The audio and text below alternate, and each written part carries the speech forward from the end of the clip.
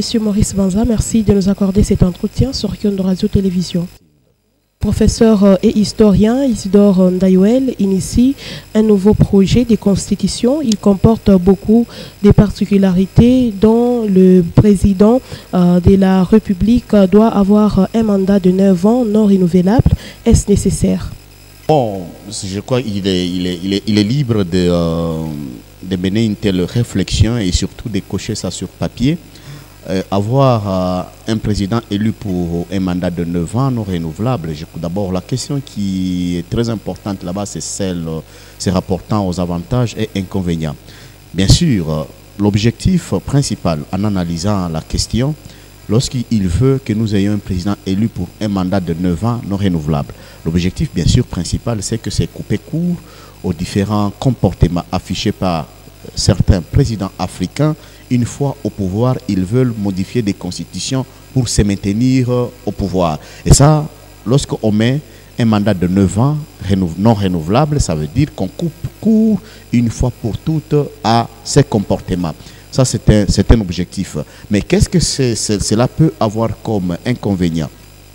Vous savez, lorsqu'un président de la République est élu pour un mandat renouvelable, ça veut dire qu'il a l'immense dette de travailler durement au profit de la population de manière à ce qu'il puisse également faire le deuxième mandat. Parce qu'il n'existe aucun président, généralement, qui ne se dit pas de faire un deuxième mandat. Alors, donc, dès lors qu'on sait que ce n'est qu'un premier mandat, nous devons travailler au profit de la population et donc pour avoir un deuxième mandat. Et donc on fait tout justement pour travailler dans l'âge-pied de façon à ce que les différents problèmes de la population puissent être résolus. Ça, c'est un élément très important. Un autre élément très important, c'est que, bien sûr, en démocratie, lorsque vous avez un mandat qui est renouvelable, c'est quand même un gage de consolider la démocratie. Et donc, pour moi, humblement, je crois qu'il est beaucoup plus important que cette question puisse être analysée minutieusement. Donc, tout dépend. Le jour où également qu'on pourra avoir un bon président de la République, permettez-moi